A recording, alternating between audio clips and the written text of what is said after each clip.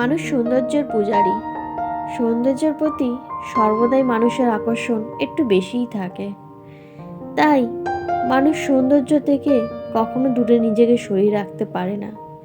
কিন্তু একটা এজে গিয়ে আমরা সবাই বুঝতে পারি সৌন্দর্য থেকে প্রকৃত মনের মানুষ পাওয়া সব থেকে ভালো।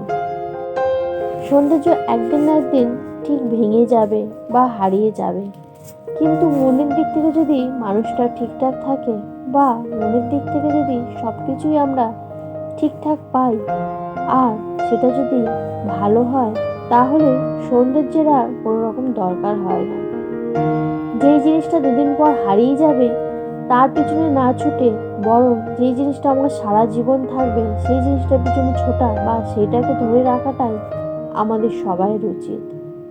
শুভ সকাল বন্ধুরা, তোমরা সবাই কেমন আছো? আশা করি সবাই খুব ভালো আছো, সুস্থ আছো।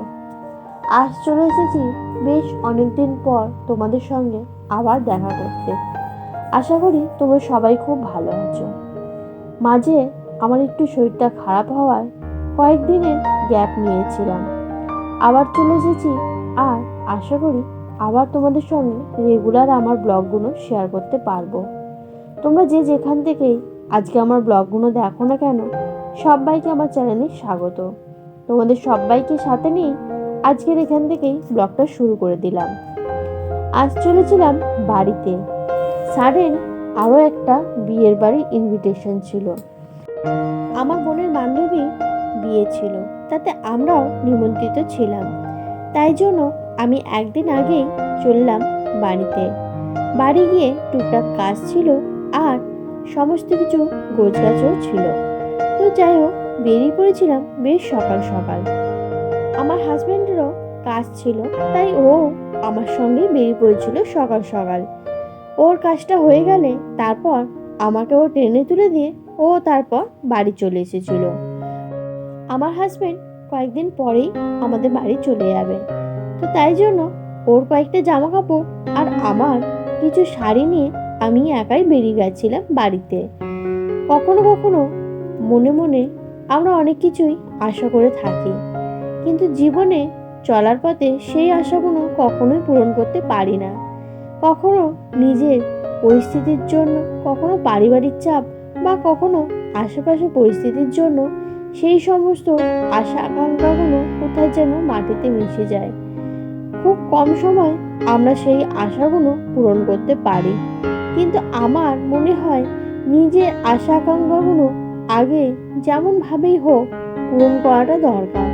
কারণ আমরা কেউ কাউকে ইমপ্রেস করার জন্য পৃথিবীতে আসি না, আর সবাই পৃথিবীতে আলাদা আলাদাভাবেই এসেছি। তাই জন্য কে কি মনে করলো বা কে কি ভাবলো সেগুলো না ভেবে নিজেরটা নিজে দেখে নেওয়াটাই সব থেকে বুদ্ধিমানের কাজ। কারণ একটা মানুষ আজ কোনো বাজে কথা বলবে, কাল বাজে কথা বলবে, কিন্তু পরশুদিন সে তার জীবন নিয়ে ব্যস্ত হয়ে যাবে বা অন্য কারোর পিছনে লাগতে শুরু করবে। কিন্তু নিজের জীবনটাকে যদি নিজেভাবেই সাজিয়ে নেওয়া যায়, তাহলে অন্য কে কি বললো না বললো সেই কথাটা কখনোই গায়ে লাগে না। পৃথিবীতে মানুষ, পশু, পাখি সমস্ত কিছুই একটু বেশি কিছুই চায়, বেশি কিছু পাওয়ার আশায় সবসময় থাকে। কিন্তু তারা যদি একবার সেই বেশি চাওয়ার বদলে কিছু কম জিনিস নিয়েই হ্যাপি থাকতে পারে, তাহলে সত্যি তাদের এবং তাদের আশেপাশে সবাইরই মঙ্গল হয়। কম আশা, কম আকাঙ্ক্ষা, কম অভিমান, কম ঈর্ষা সব কিছুই আমাদের জন্য ভালো। কখনো কোনো কিছুই বেশি হয়ে গেলে সেই জিনিসটা আমাদের জন্য বা আমাদের আশেপাশে কারোর জন্যই ভালো হয় না। যত কম জিনিসপত্র নিয়ে আমরা ঘাঁটাঘাঁটি করব, ততই আমাদের লাইফস্টাইলটাও খুব সুন্দরভাবে আমরা আমাদের জীবনটা সাজিয়ে গুছিয়ে নিতে পারবো। কয়েকদিনের ঠান্ডা গরমে সবাইরই অল্প বিস্তর ঠান্ডা লেগেই গেছে।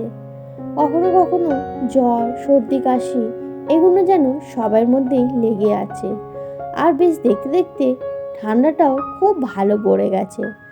আশায় ছিলাম এবছর ঠান্ডাটা একটু বেশিই পড়বে। সত্যি বলতে ঠিক তেমনই যেন হয়েছে।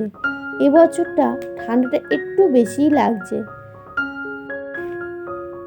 হাতের 5টা আঙুল যেমন সমান নয়, তেমনি আমাদের এই জগতে কোনো মানুষ একে অপরের পরিপূরক নয়। সবাই আলাদা। তাই কাউকে নিয়ে কখনো বেশি কনফিডেন্স হওয়া একদমই ভালো না।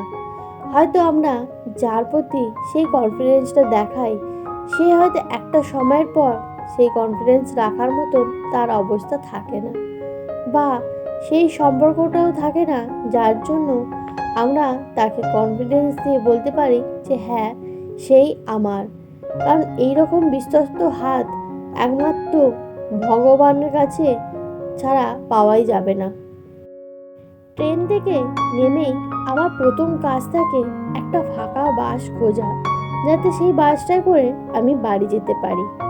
আজও ঠিক সেটাই করেছিলাম। ট্রেন থেকে নেমে বাসে উঠে পড়েছিলাম, আর বাসে ওঠার পরেই দেখলাম মোটামুটি বাসটা ভালোই ভিড় হয়ে গেছিল। কিন্তু সরকারি বাসের একটা টাইম থাকে, আর সেই টাইম অনুযায়ী তারা চলাফেরা করে। বাস পেয়ে যেতে বাসে উঠেই জানলার ধারে সিটে চলে এসেছিলাম, আর ওখান থেকেই নোট পড়ল একজন মানুষ রাস্তার উপরেই কিছু আঁকাআঁকি করছে। সত্যি বলতে এইসব মানুষগুলো দেখে বেশ খারাপ লাগে, কিন্তু আমাদের সবার হাতে বাঁধা। কেউ মুক্ত হাতে কোনো কিছু কখনোই করতে পারে না। বর্তমান সমাজ এমন ভয়ঙ্কর হয়ে গেছে, কারোর জন্য যদি কেউ কিছু করতেও যায়, বরং সে ফেঁসেই যায়। তাই জন্য এখন কেউই বিপদের সঙ্গে কারোর হাত ধরতে বা কাউকে ভরসা দিতে একদমই ভয় পায়। একটা মানুষকে মানুষ থেকে মানসিক রোগী বানিয়ে দিতে বেশিক্ষণ সময় লাগে না। তার ওপর মানসিক অত্যাচার, শারীরিক অত্যাচার এই সমস্ত তো থাকা সত্ত্বেও সেই মানুষটা পারিবারিক কোনো সাপোর্ট পায় না। একটা মানুষ যদি পারিবারিক দিক থেকে সাপোর্ট পায়, তাহলে তাকে ভালো হওয়া থেকে কেউ কখনো আটতে পারে না। কিন্তু সেই মানুষটারই যদি পারিবারিক সবসময় বিদ্রোহ করো লেগে থাকে, তখন সে বাইরে গিয়ে আর কি শিখবে? কারণ এই যে পৃথিবীর অর্ধেকটাই সে তার বাড়ির লোকের সঙ্গে কাটিয়ে দেয়, কিন্তু সেই অর্ধেকের মধ্যেও যখন এইরকম পরিস্থিতি তার চোখের সামনে পড়ে, তখন সে বুঝতে পারে যে সত্যি পৃথিবীটা কতটা কঠিন। হাওড়া এসে বাস খুঁজতে খুঁজতে বেশ অনেকটাই লেট হয়ে গেছিল, কিন্তু কোনো রকম হার না ছেড়ে বাস খোঁজা শুরু করে দিয়েছিলাম। বাস খুঁজছে সিট পেতে পেতে বেশ অনেকটা লেট হয়ে গেছিল। সিটের মধ্যে বসে থাকাকালীনই দেখলাম বাসের মধ্যে হালকা হালকা গান চলছিল। বেশ ভালোই লাগছিল বাসের জার্নিটা। সারা বছরের মধ্যে প্রথম দিকে কোনো রকম বিয়ের বাড়ি না পাওয়ায় একটু আপসেটই ছিল মনটা, কিন্তু বছরের শেষটা যে এরম যাবে সেটা কখনোই ভাবতে পারিনি। পরপর দুখানা বিয়ের বাড়ি, একটা রিসেপশন বাড়ি খাওয়া হয়ে গেছিল, আর তারপর এই বিয়ের বাড়িটা। তো বেশ এক্সাইটেড সঙ্গে আমি বাড়ি চলেছিলাম। বাস ছেড়ে দেওয়ার কিছুক্ষণ পর বাস চলে এলো বড় বাজার। বড় বাজারটা একটু যেহেতু জ্যামযুক্তই, এই জ্যামটা কাটিয়ে তারপর মোটামুটি ফাঁকা রাস্তা পাওয়া যাবে। আর এই বাসগুলো দিনের বেলায় একটু আস্তে আস্তেই টানে, যার ফলে তাড়াতাড়ি আসাটা খুব দরকারি ছিল।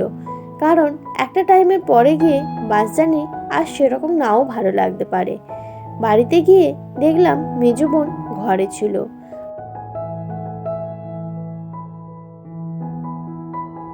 আশা করি বন্ধুরা আজকের ব্লগটা তোমাদের সবাই ভালো লাগবে।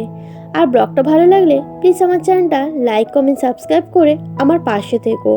আগামীকাল অন্য কোনো ব্লগে অন্য কোনোভাবে খুব তাড়াতাড়ি তোমাদের সঙ্গে দেখা হচ্ছে। ততক্ষণ আমার আর আমার চ্যানেলটার পাশে এইভাবেই তোমরা সবাই থেকো। ঘরে পৌঁছে তারপর দুপুরে লাঞ্চ করে নিয়েছিলাম, আর বিকালে ছোটো বোন আসার কিছুক্ষণ আগেই মেজো বোন এই পকোড়াগুলো বানিয়ে নিয়েছিল। তারপর ছোটো বোন ঘরে আসতে 3 বোনে বসে পকোড়াটা খেয়ে নিয়েছিলাম। মেজো বোন রাতে ডিনারের জন্য একটা খুব সুন্দর খাবার বানিয়েছিল, যেটা দেখতেও যত সুন্দর ছিল, খেতে ঠিক ততটাই ভালো ছিল।